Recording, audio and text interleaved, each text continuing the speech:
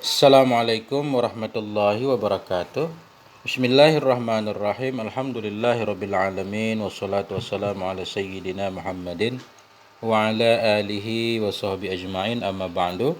Teman dan sahabat semuanya dimanapun berada yang dimuliakan Allah Subhanahu wa taala, semoga semuanya senantiasa dalam lindungan Allah, dalam keadaan sehat walafiat, dimudahkan rezekinya, dilancarkan usahanya. Kita lanjutkan belajar membaca kitab At-Tazhib fi Adillati Matnil Ghayah wa Takrib. Alhamdulillah, kita sudah sampai di bab qirat, pasal qirat.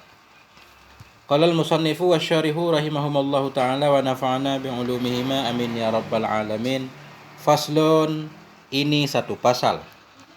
Walil qiradi arba'atu syara'ita. Sabit bagi qirat itu ada 4 segala syarat. Jadi qirat ini bahasa lainnya mudharabah, kerjasama. Kita memberikan sejumlah harta kepada seseorang untuk didagangkan dengan ketentuan untungnya dibagi.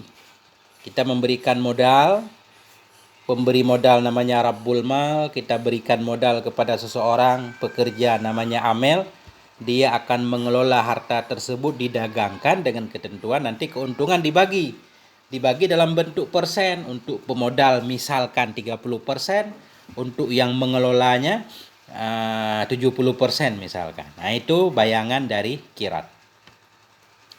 Walil qiradi arba'atu syara'ita. Bagi qirat itu ada 4 syarat. Qirat baru boleh dilaksanakan harus ada 4 syaratnya. Kita lihat dulu dalilnya 3. Wa yusamma mudharabah.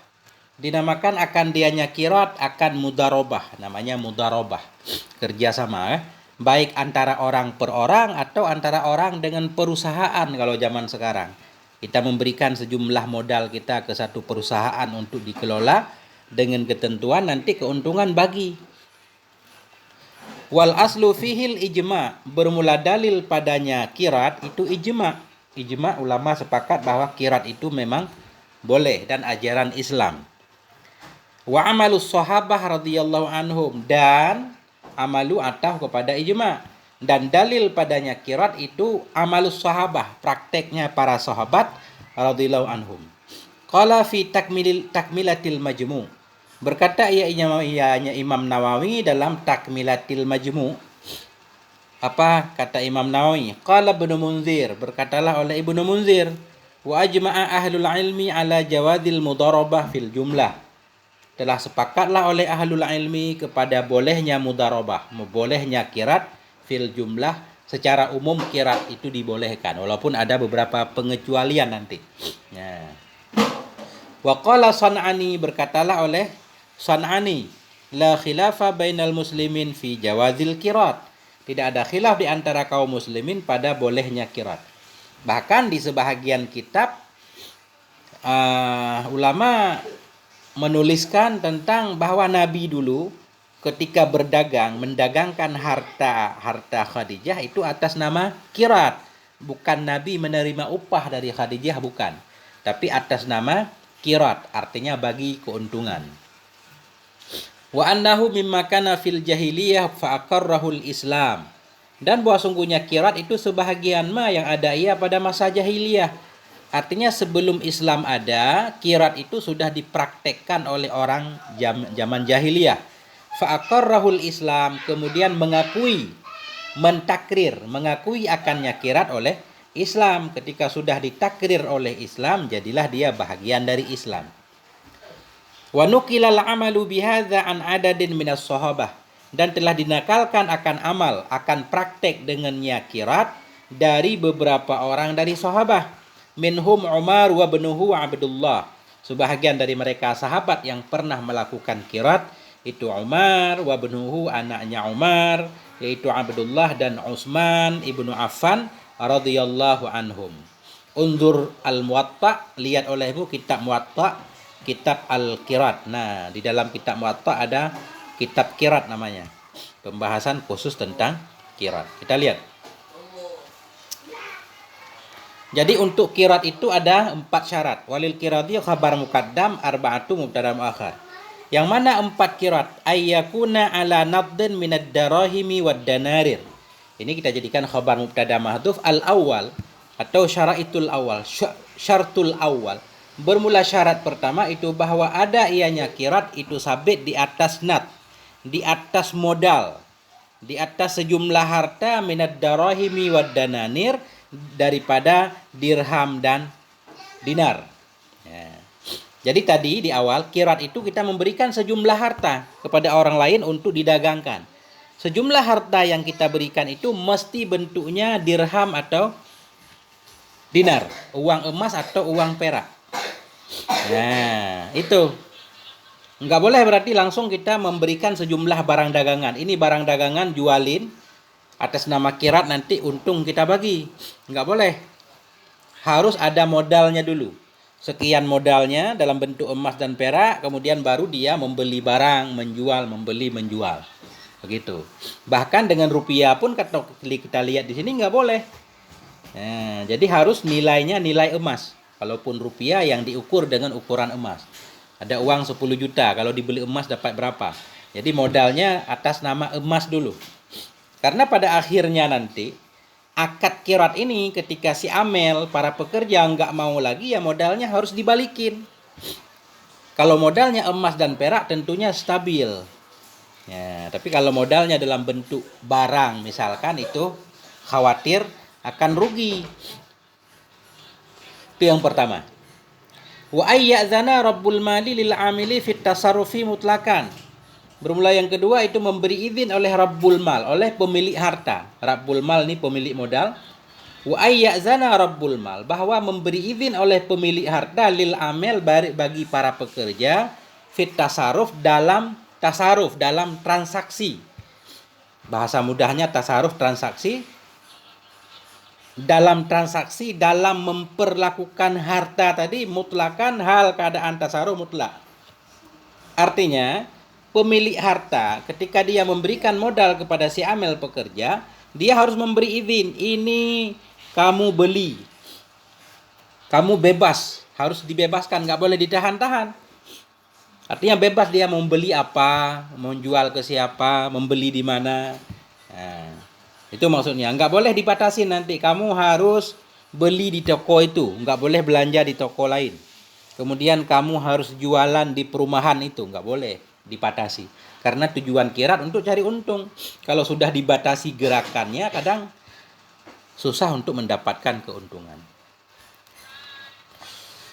Au fima la yang qati'u wujuduhu ghaliban. Atau, ini ada sedikit pembatasan. Atau memberi izin oleh pemilik harta bagi si amel pada pada tasarruf pada yang tidak putuslah oleh wujudnya ghaliban pada kebiasaan. Syarat pertama ada modalnya emas perak. Syarat kedua pemilik harta memberikan kebebasan kepada pengelola untuk mengolah mendagangkan harta tersebut, atau dia memberi izin enggak mutlak, enggak bebas, enggak terlalu bebas, tapi pada yang tidak putuslah oleh wujudnya pada kebiasaan. Artinya dia membolehkan si amel tadi untuk mendagangkan harta tersebut, membelikan barang-barang yang barang itu memang ada terus. Secara umum ada terus, bukan barang langka. Jadi enggak boleh kirat itu pada barang langka. Ini kamu harus dengan modal ini membeli cuma barang tertentu doang. Enggak boleh beli yang lain, khusus jenis itu. Khawatir nanti langka, terus pekerja mau membeli apa? Nah, begitu lebih kurang. Wa ayyashtarita lahu juz'an ma'luman minar rubihi. Dan bahwa mensyaratkan ianya rabbul mal, lahu baginya si amel, akan satu bahagian yang maklum minar rubihi dari keuntungan. Nah, syarat selanjutnya dalam kirat itu ada keuntungan yang jelas yang harus dibagi berapa gitu. Mensyaratkan dianya pemilik harta baginya si amel pekerja akan satu bahagian yang maklum dari keuntungan. Jadi keuntungan itu dalam bentuk juzuk yang maklum, persen. Enggak boleh dalam bentuk nilai.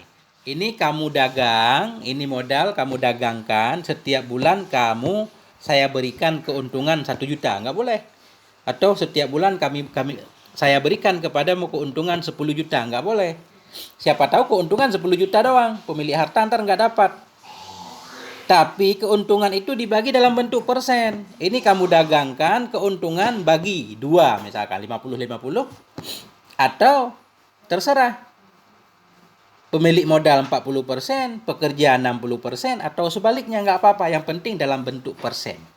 Itu maksudnya juz'an ma'luman minar ribihi.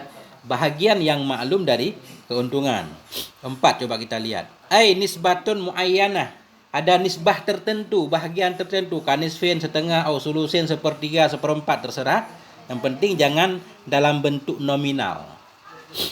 Wa alla yuqaddara bimuddatin, dan bahwa tidak ditakdirkan, tidak dibatasi, tidak diukur akan dianya kirat dengan masa. Kirat ini nggak boleh ada masanya.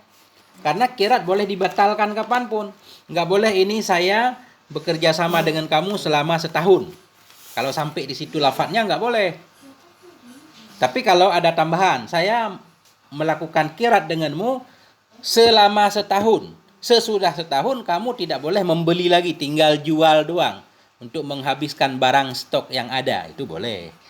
Nah, jadi ini kita syarahnya nggak usah terlalu panjang, nanti di bajurinya. Ini lebih ke kita belajar matannya. Nah, kemudian wala dhamana 'alal 'amil illa bi'udwan, dan tidak ada pembayaran. Wala dhamana ini la nafi jenis. Dhamana isimnya mabni di atas fathah, khabarnya 'alal 'amil langsung. Dan tidak ada jenis bayaran, itu sabit di atas si amil, illa bi'udwanan, kecuali dengan muta'adi. Artinya ketika terjadi kerugian terhadap harta yang dikelola oleh si amil nggak perlu bayar, kecuali bila terjadi kerugian bi'udwanen, dengan muta'addi, kesalahan dia. Nah, kemudian dia ceroboh dalam menaruh barang misalkan, kemudian tiba-tiba barang itu hilang, diambil orang, nah, dia harus menanggung. Atau dia nyebrang laut, padahal nggak boleh nyebrang laut membawa barang, dia nyebrang, kapal tenggelam misalkan, nah, dia harus membayarnya. Jadi ada ketentuannya. Pada dasarnya tidak ada bayaran kepada si amil, pemegang modal tadi, kecuali dengan muta'addi, kesalahan dia. Wa idza hasala ribuhun wa khusranun jubiral khusranu birribihi. Dan apabila terjadilah oleh keuntungan dan kerugian, bisa ditambahkan kerugian dengan keuntungan. Ya, jadi dalam proses dagang tadi, pertama rugi, kemudian untung. Jadi keuntungan itu harus digunakan untuk menutup modal dulu. Jadi yang dibagi bukan modal, yang dibagi itu untung. Modal 100 juta, yang lebih dari 100 juta baru nanti dibagi keuntungan. Jadi modalnya nggak dibagi. Artinya kalau terjadi untung dan rugi, berarti keuntungan digunakan untuk menutup modal dulu, selebihnya baru dibagi. Kemudian di sini banyak syarat dan ketentuan. Apakah si pedagang itu boleh mengupah orang lain untuk dipekerjakan? Nah, tentunya ada syarat dan ketentuan. Karena tidak semuanya juga harus dilakukan oleh si amil. Barangkali seperti itu. Kalau perlu kita i'rab coba. Faslun, ini satu pasal. Faslun khabar mubtada mahdhuf. Takdirnya hadza, khabar marfu' tanda rafa' dhammah, waw isti'naf, li huruf jar, kiradi majrur dengan lam tanda jar kasrah. Jar majrur muta'allaq kepada mahdhuf, khabar muqaddam. Arba'atu mubtada muakhar, mubtada marfu' tanda rafa' dhammah, mudhaf arba'atu syara'ita mudhaf ilaih. Mudhaf ilaih majrur dengan mudhaf tanda jar fathah karena isim ghairu munsharif. Alasannya sigat muntahal jumu, mafa'ilah. Bismillahirrahmanirrahim. An huruf nasab dan masdari. Yakuna fi'il mudhari' nakisah, mansub dengan si an tanda nasab fathah.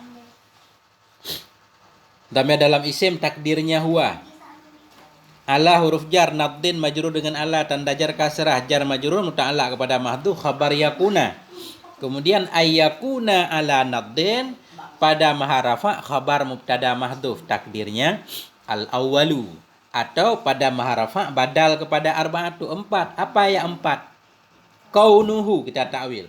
Keadaannya kirat itu sabit di atas nats, di atas modal, minat darahim daripada dirham dan dinar. Min huruf jar darahimi majrur dengan min tanda jar kasrah. Waw ataf dan naniri ataf kepada darahimi. Ataf kepada majrur tanda jar kasrah. Minat darahimi muta'alaq kepada mahdhuf pada mahal jar naat kepada naddin.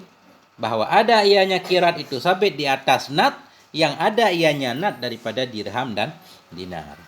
Waw ataf an huruf nasab fi'il mudhari' ya'dana fi'il mudhari' mansub dengan an tanda nasab fathah. Rabbu fa'il ya'zana fa'il marfu' tanda rafa' dhammah mudhaf rabbul mali mudhaf ilaih. Lil amili jar majrur muta'alaq kepada ya'zan.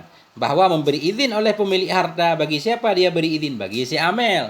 Pada apa dia memberi izin? Pada tasarruf, pada transaksi. Hal keadaan tasarruf mutlak. Ya. Kemudian jumlah ayyadzana kita atah kepada ayyakuna. Atau jumlah ayyadzana khabar mubtada mahdhuf takdirnya wasani. Bermula syarat yang kedua itu ayyadzana. Ya, mutlakan hal kepada tasarruf. Aur ataf. Ya, fi huruf jar ma isim mausul mabni di atas sukun pada mahal jar majrur dengan fi. La nafi yang qati'u fi'il mudhari' marfu tanda rafa' dhammah. Wujudu fa'il yang qati'u fa'il marfu tanda rafa' dhammah mudhaf wujuduhu dhamir muttasil mabni di atas dhammah pada mahal jar mudhaf ilaih. Ya, kemudian la yang qati'u jadi silat ma. Hu yang ada pada wujuduhu jadi ait ma. Pada ma yang tidak putuslah oleh wujudnya ma pada kebiasaan. Ghaliban kita jadikan mansub dengan cabut huruf kafat ya.